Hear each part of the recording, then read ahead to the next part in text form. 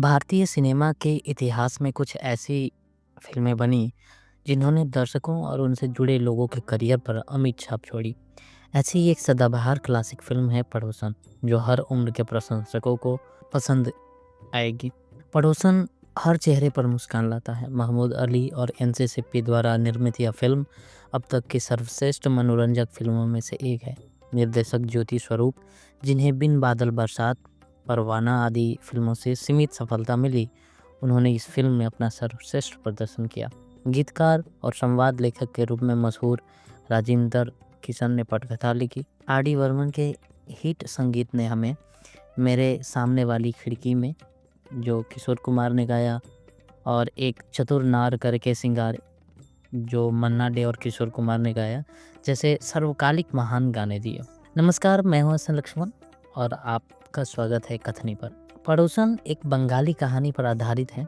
अरुण चौधरी द्वारा लिखित पसेर बारी, जिसे 1952 में बंगाली में, 1953 में तेलुगु में पकिंटी अम्मई के रूप में, तमिल में अदुता वीतू पेन के रूप में रूपांतरित किया गया।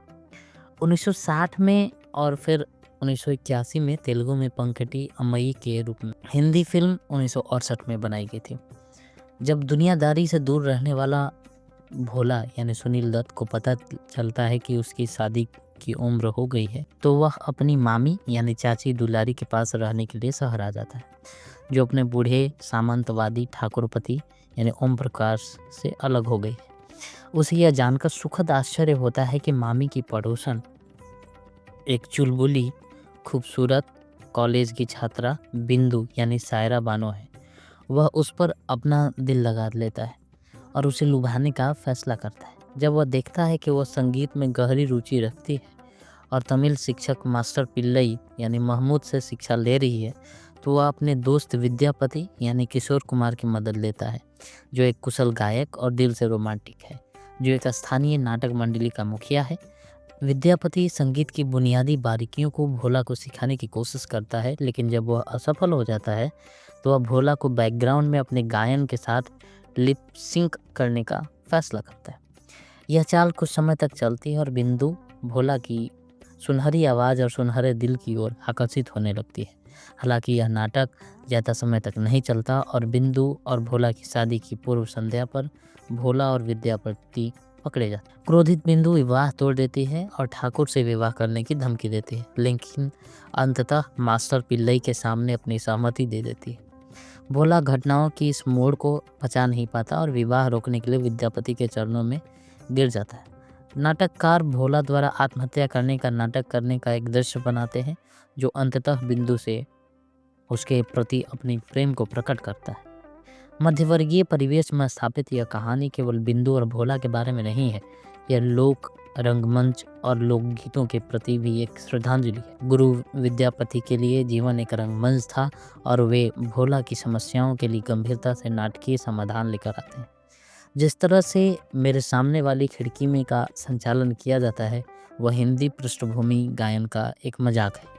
बंगाल के पारंपरिक बाउल संगीत से प्रभावित मेरी प्यारी बिंदु में किशोर कुमार की प्रस्तुति और नाटकीयता की एक ऐसी दुनिया को जन्म दिया, जो व्यावसायिक हिंदी फिल्मों में शायद ही कभी देखने को मिलती है। यह फिल्म मन्ना डे और किशोर कुमार के बीच एक चतुर नार गीत में पर्दे के पीछे की प्रतिद्वंद्विता के लिए भी जानी जाती है। ऐसा कहा जाता है कि प्रशिक्षित शास्त्रीय गायक मन्ना डे को इस गीत में अप्रशिक्षित किशोर कुमार से हारना पसंद नहीं आया और उन्होंने गीत के दौरान महमूद के लिए ये सुर कहाँ गया जी शब्दों को डब करने से इनकार कर दिया, जिसे अंततः महमूद की आवाज़ में रिकॉर्ड किया गया।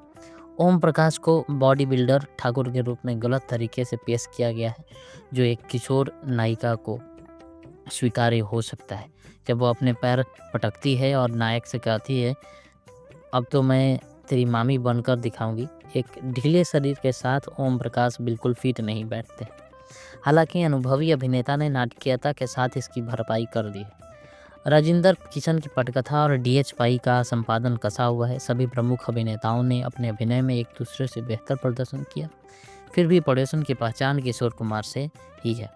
बीच में से खुले बाल, काजल लगी आंखें, पान से सने होंठ, मुकरी केस्टो मुखर्जी और राज किशोर द्वारा निभाए गए उनके दल के सदस्यों द्वारा ईमानदारी से उनका अनुसरण, उनकी धोती पहने उपस्थिति हंसी पैदा करने के लिए पर्याप्त है। यह किरदार उनके वास्तविक जीवन के चाचा धनंजय बनर्जी पर आधारित है, जो एक शास्त्रीय गायक है। महमूद को भी सलाम।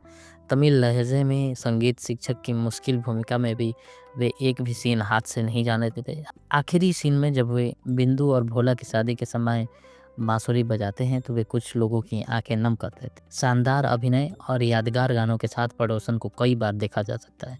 यह फिल्म किशोर कुमार और महमूद को मास्टर एंटरटेनर के रूप में अमर कर देती है। खैर, मूवी देखिए और कमेंट में लिखिए। मिलते हैं अगले वीडियो में, तब तक के लिए धन्यवाद।